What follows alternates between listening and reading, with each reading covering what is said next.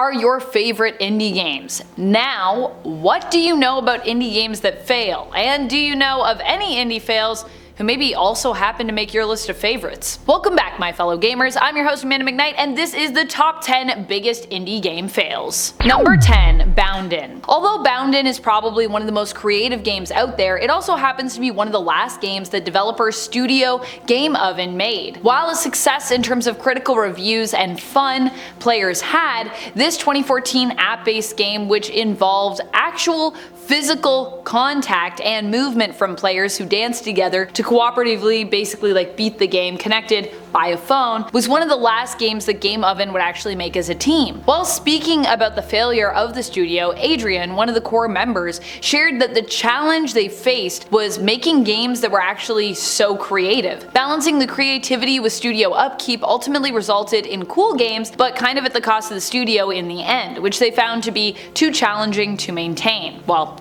maintaining the balance between something super creative and then also finance and all of that stuff of a studio. Yeah, I mean, I get that. That sounds like a lot of work. Number 9, APB All Points Bulletin. Maybe not quite as indie as some of the other games that are on this list, but still smaller in terms of having a well-known developer with, huge titles under its belt, is APB All Point Bulletin. It aimed to be what GTA Online would later become when it released in 2013. APB, however, actually came out back in 2010. It's been relaunched since then, and like GTA Online, APB is an open-world multiplayer online game where you belong to one of two factions fighting for control over the city of San Paro. The game is set in modern day and consists of various different missions and side objectives for you to complete. Completing missions gets you money, and money can be put into weapons, avatar modifications, or vehicles as you see fit. While not a full-on failure, APB just never really managed to reach the commercial success of other games in its category. And I believe even when it came out, a lot of people critiqued it for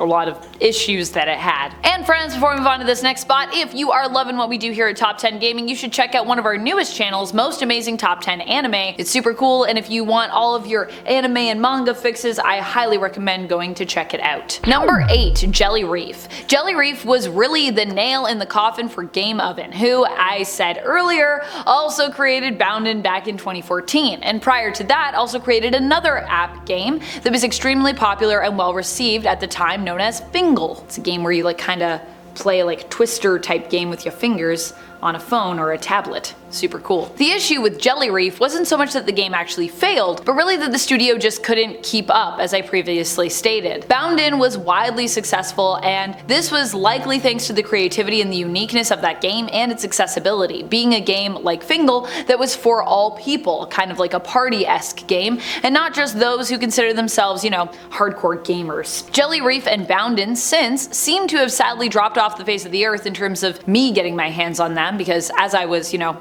researching things for this list, I was like, these actually sound really cool and I want to play them, but I couldn't find them, so if you find them, link them to me in the comments. But it seems like Jelly Reef was centered around controlling the flow of the ocean to help jellyfish safely get down to the bottom of the ocean so that they could mate together. Oh, so cute. It looks adorable, but unfortunately was the last game Game Oven was able to get out before their money ran dry, as they didn't have any other creative ideas lined up for their next game, and they would basically have needed to spend money to just figure that out. So just spending money on dev time in terms of research, which obviously they were it just doesn't make sense at this point. Video Ball. Video Ball is a really tragic fail story about a game that I don't think it really deserved to fail at all. And yet, here we are. Video Ball is a sports-style video game with a minimalist aesthetic and a minimalist approach to gameplay. The intention was to make a game that was simple to pick up and play, extremely accessible, but still offered a challenge for competitive players. The game can be played with up to 6 players who form 2 teams. The problem with the game wasn't that it wasn't good, it was that it was simply too minimalistic for most people in terms of the look. Critics widely praised the gameplay, but felt the simplistic design in regards to its appearance kind of held it back from the level of love that it deserved from the public, as it perhaps wasn't, flashy enough. As such, there were plans for it to be released not just on Windows, PS4, and Xbox One, but also extended onto Linux and OS X. But those releases were later, of course, cancelled. Number 6, The Sinking City. The Sinking City was developed and published by Frogwares, while also having Big Ben Interactive with a publishing credit on it. It was released across multiple platforms in 2019, and was an action-adventure game inspired by the horrifying works works of H.P. Lovecraft. Frogwares is known for its Sherlock Holmes games, of which it is many, and in a similar fashion, this game also has a strong detective feel to it, where in an open world, you play as a PI, a private investigator, who travels across America searching for clues, solving puzzles, and seeking to piece together a mystery. However, this game was met with mixed reviews. While the story, world building, and writing were praised, the game suffered from long loading times and technical issues that caused it to be less successful than it likely should have been, ending up with mainly average reviews overall, with some on the lower side and really only a few on the higher side. The really sad thing about the Sinking City is it sounds like it kind of had the same problems that a lot of Frogwares games run into, so it seems like they're not getting too much better at troubleshooting that. I guess we'll have to see where it goes, if they're still around. I think they're still around. Number 5, City Stream. City Stream actually sounds like it was such a delightful experiment in gaming and super sweet. It was a game that was created to be played via commands sent through chat on a live internet broadcast. A combination of idle games, Twitch plays, and real-time DMing. The intention was to make a game where every single choice made in-game actually counted, and to reduce the amount of polls used to dictate what happened in the game in terms of the style as game, as game devs felt that this affected the feeling of individualism in terms of you being important, reducing players to, a mere number. The game was a collaborative an extremely team-focused city-building game, where tower defense and battles were also relevant. A few of the problems came from the monetization of the game, which wasn't set up to be quite as consistent as it needed to be, with consideration for large donations, as well as the challenge of onboarding new players, as the game didn't really get too much promotion from Twitch, and over the course of the 2 months that it lasted, became too complex for most players to feel that they could easily just jump in, kinda deterring them from joining. The game also featured an adorable narrator named Beep. Beep was intended to run as a self-sufficient AI, but creators ran out of time to make Beep's conversational cues as diverse as they wanted, so instead, the devs themselves actually took turns playing as Beep every single day in-game, which, while fun for players and in a way for devs, also meant working double shifts for little pay. So not so cool for devs in the end, but definitely a cool idea. I love the idea of your developers actually being your narrator. That's so cool. Number 4, Among Us. Remember when everyone used to play Among Us? This game is actually amazing. Even if it is just really a trader game that I feel I've played many times in board game form. This game actually did something cool with that idea and made it so that you could actually play a trader mechanic game online that would actually feel like you were kind of all occupying the same space while doing so, which is pretty cool, especially at a time when, we couldn't really be in the same space, which is when Among Us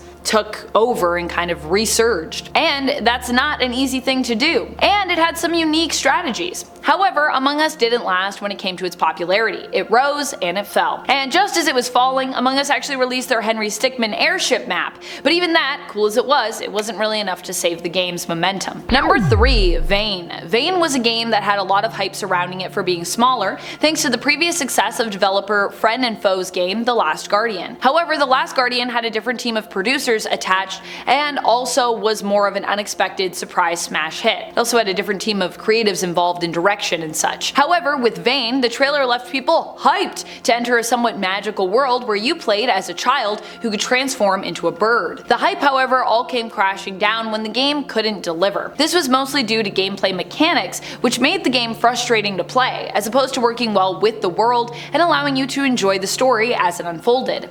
Technical gameplay issues also caused players to struggle, which once again distracted from some of the chiefly good elements of atmosphere that it actually had. Number 2, Fall Guys. Even I, as a major Fall Guys fan, need to acknowledge the weirdly gigantic elephant costume being staring at me in the middle of the room. Wow, that sounds really creepy. Fall Guys is an epic game. No, literally, now it is. It's owned by Epic. But it also started as an indie game, and for a while there, it was flopping pretty hard. Fall Guys has since managed, I think, to bounce back, thanks to it moving over to a free-to-play model, where microtransactions basically fuel the game's income and support. But Shortly after Epic bought Mediatonic, it actually started to tank. This was before it was free to play, of course. This was all because Fall Guys went from being the new hotness to feeling kinda dated, and a lot of people who had watched it played no longer felt inclined to buy into it. The game also stopped getting regular updates for a while, likely because Mediatonic and Epic were probably working on the structure for the game and updates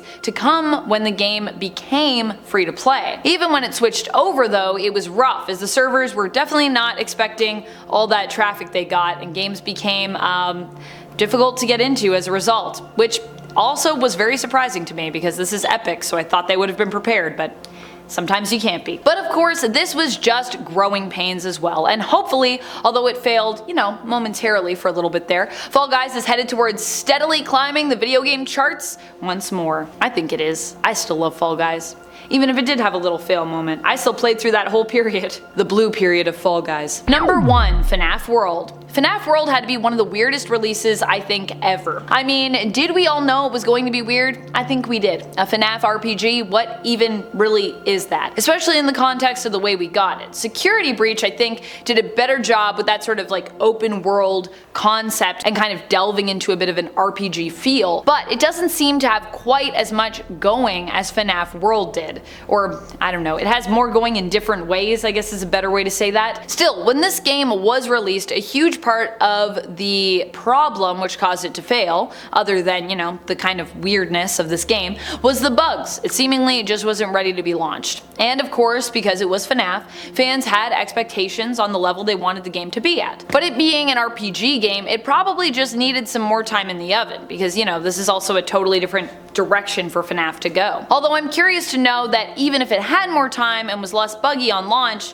would it actually have done, well? Or would it still have just been somewhat doomed because it was so different? Despite the fact that the initial release went poorly, with even Scott Cawthon taking the game down so he could fix it, the free re-release of FNaF World saw some redemption for it. What indie game fails do you think are the saddest? Which indie games that failed do you think had the most potential? Do you play more indie games, or do you play more games from bigger development studios? Let us know in the comments below. Thank you so much as always for watching. This has been Top 10 Gaming, and I'm your host Amanda McKnight. I will see you next time, and until then, keep on gaming on. Pew pew!